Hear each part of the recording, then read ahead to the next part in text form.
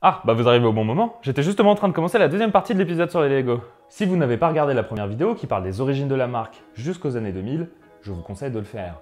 Ça vous aidera à mieux comprendre certaines références. Mais c'est pas obligé. Vous pouvez regarder celle-là d'abord. Ou regardez celle-là 2 fois. Ou regardez l'autre d'abord 2 fois et regardez celle-là ensuite 2 fois. Ou alors pas regarder l'autre. Ou alors pas regarder celle-là. Ou alors regardez celle-là 2. Bon, vous avez compris l'idée quoi. Vous faites ce que vous voulez. Alors, j'en étais où? Ah oui, tout allait bien pour la marque au tournant des années 2000. Ouais, bon, reprenons. Nous sommes maintenant en 2003 et les difficultés financières finissent par arriver. Lego enregistre cette année-là un déficit de 188 millions d'euros. Allez, bonne ambiance! On met les 2 pieds dans le plat direct. Bon, la faute à qui? Difficile à dire. Il s'agit en réalité d'une fin de cycle. Lego peine à se réinventer, les enfants en ont moins envie et donc les parents en achètent moins, les coûts de production quant à eux restent élevés.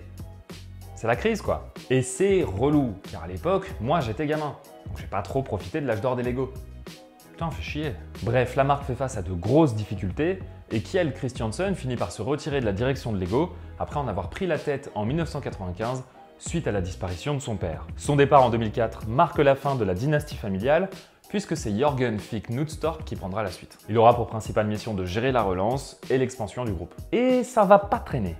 Dès 2004, l'avion privé de la marque est revendu. En 2005, c'est Legoland, qui avait ouvert entre-temps dans plusieurs pays, qui est cédé à hauteur de 70% à Merlin Entertainment. Après les économies, la relance. Lego va chercher à se diversifier. En 2005 toujours, Lego fait son apparition sur les consoles de jeux, avec Lego Star Wars disponible sur PC, PS2 et Xbox notamment. En 2007, Lego va distribuer au hasard 10 000 figurines en chrome doré et 2 en or 14 carats pour célébrer les 30 ans de la saga Star Wars. Ça, c'est ce que j'appelle la stratégie Willy Wonka. Et faut reconnaître que c'est un super argument pour doper les ventes. Au final, la mayonnaise va prendre grâce à tout un tas de stratégies marketing. Et Lego va peu à peu remonter la pente. Par exemple, tous les ans, la moitié des collections est changée. Et chaque nouvelle gamme est accompagnée à minima d'un clip promotionnel ou d'un dessin animé. Ah, donner envie aux enfants, ça restera toujours le meilleur moyen de faire acheter aux parents. Et ça marche. Lego enregistre d'excellentes ventes pour ses nouvelles gammes. C'est le cas des légendes de Shima par exemple, qui se vendent extrêmement bien en Asie. Ou encore de Lego Friends, sorti en 2012 et destiné aux petites filles, qui reprend la bonne vieille méthode des couleurs pastel comme Paradisa 20 ans plus tôt, et de la boîte rose. Ah non, pardon, violette. Et ça on en a déjà parlé dans un autre épisode. Non mais je sais ce que vous vous dites. Mais à l'époque on est encore en 2012 et putain la vache on n'avance à rien quand même. Curieusement c'est un marché qui faisait défaut à la marque, contrairement à son rival Playmobil pour qui cela représente 40% des ventes. Pourtant les briques sont les mêmes. En 2010, un partenariat est signé avec Disney pour le territoire américain. Certains modèles Disney seront donc commercialisés par Lego, comme par exemple le train de Toy Story. En 2011, c'est au tour de Ninjago de faire son apparition.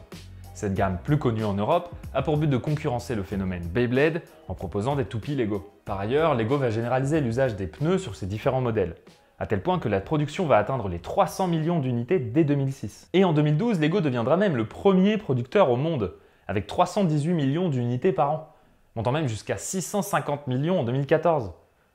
Devant Michelin, Goodyear, etc. Ah c'est sûr, ça fait beaucoup de pneus. En parallèle, Lego continue la diversification, et en 2014, c'est la sortie du premier long métrage de la marque.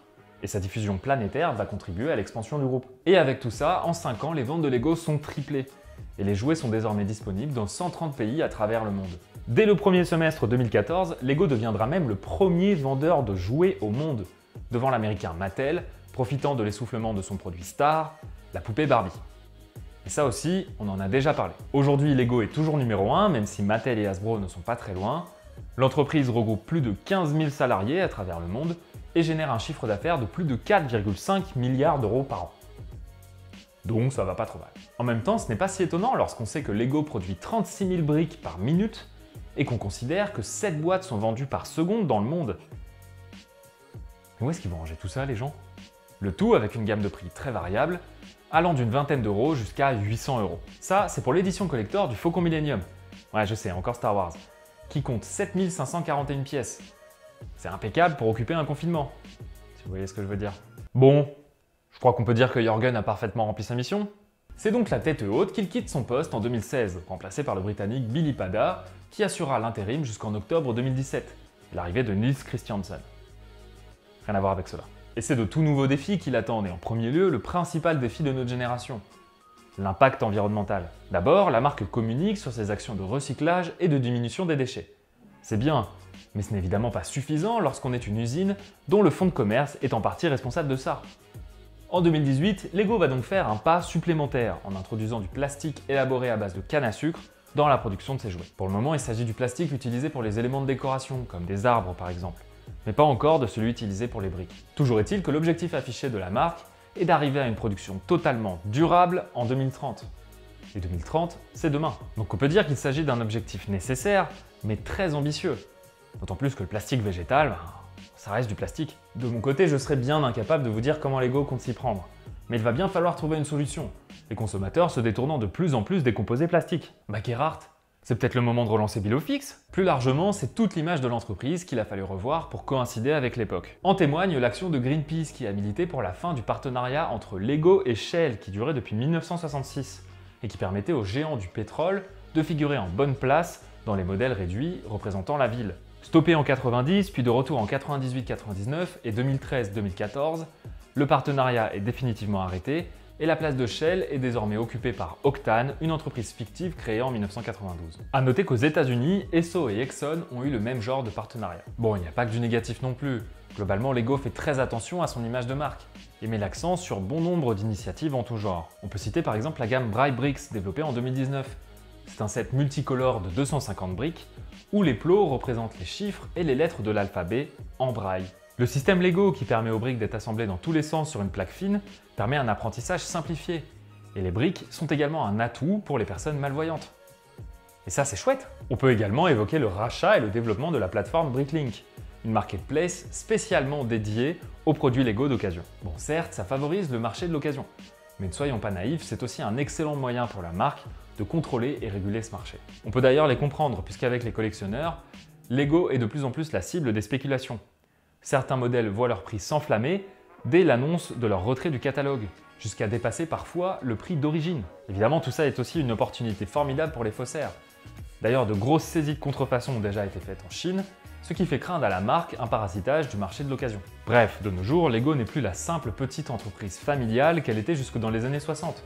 Et son image dépasse aujourd'hui bien plus que le simple univers ludique. De quoi inspirer bien des artistes, qui se saisissent des briques pour en faire leur matière première. On l'a vu avec Richter à Legoland, mais on peut également parler de Nathan Sawaya et de son exposition itinérante The Art of the Brick, qui a fait le tour de l'Europe au début des années 2010. Depuis 2007, les Lego envahissent même nos rues grâce à l'artiste franco-allemand Jan Vormann, qui les utilise pour combler les fissures de nos villes. On a même vu James May, un présentateur télé bien connu des amateurs de voitures, construire une maison avec des Lego. Je veux dire, une vraie maison, avec toilettes et salle de bain fonctionnelles. Il lui aura fallu 3,3 millions de briques pour la construire. Malheureusement, faute de permis de construire, la maison a dû être détruite. C'est con. Lego fait aussi bien sûr l'objet de plusieurs records, comme ici par exemple, le plus gros pont en briques Lego. Il s'agit d'une reproduction de la Tower Bridge de Londres en 2016, qui aura nécessité plus de 5 millions de briques et 7 mois de construction à 100 personnes. Cette reproduction mesure 44 mètres de haut et 18 mètres de large. Tout ça pour une pub de voiture. Dans un autre registre, le plus gros bateau mesure 35 mètres de long et pèse plus de 2 tonnes. De toute façon, les possibilités sont véritablement astronomiques, surtout lorsque l'on sait qu'il existe plus de 900 millions de manières différentes d'assembler 6 briques classiques à 8 plots. Ça fait beaucoup. C'est d'ailleurs ce qui a permis à David Aguilar en fou, né avec un bras atrophié, de créer sa propre prothèse. À 9 ans. Et vous faisiez quoi avec des Lego à 9 ans? À ses 18 ans, il a récupéré les pièces d'un modèle d'hélicoptère qui prenait la poussière sur son étagère.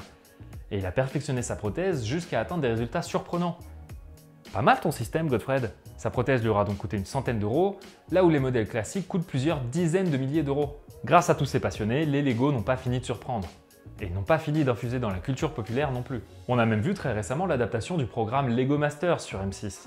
Et les audiences ont été très bonnes. Lego a aujourd'hui près d'un siècle et a dû faire face à beaucoup d'épreuves, à commencer par la Seconde Guerre mondiale et des crises économiques successives. Et à l'image de son produit, ils ont toujours su se réinventer. C'est très impressionnant, d'autant plus que Lego était géré jusqu'à très récemment par 3 générations d'une seule et même famille. Une petite boutique familiale quoi. C'est donc pas si étonnant que ça que Lego a été désigné meilleur jeu du siècle dernier par le magazine Forbes, puis par l'association anglaise des vendeurs de jouets, à l'aube des années 2000. Même si personnellement j'aurais voté Pig Pirate.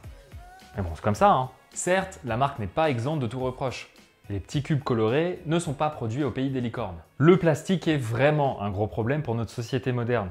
Et malgré tous ces efforts, Lego y participe fortement. Ce serait bien que la marque enlève aussi ses gros sabots et ne fasse pas que remplacer le rose par du violet pour des gammes spécifiquement destinées aux petites filles. La marque n'est pas parfaite, ne l'a jamais été et ne le sera probablement jamais, malheureusement. Mais les excès de Lego ne sont peut-être que le simple reflet de notre société.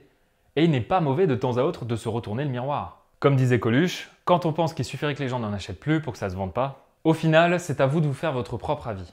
Mais une chose est sûre, Lego occupe une place à part dans le monde du jeu. Peut-être que vous avez joué au Lego étant petit, et que vos enfants, vos cousins, vos frères et sœurs y jouent encore. Peut-être aussi que vos parents y jouaient déjà, et que vous êtes encore aujourd'hui collectionneur, ou tout simplement amateur. Et c'est sûrement ça la force de Lego. C'est un jeu transgénérationnel qui a toujours su trouver une réponse ludique au changement de son époque. Ah bah c'est pas pour rien qu'on ait élu meilleur jeu du siècle dernier, hein. Désolé Pic Pirate, Lego n'est plus qu'une marque de jouets aujourd'hui.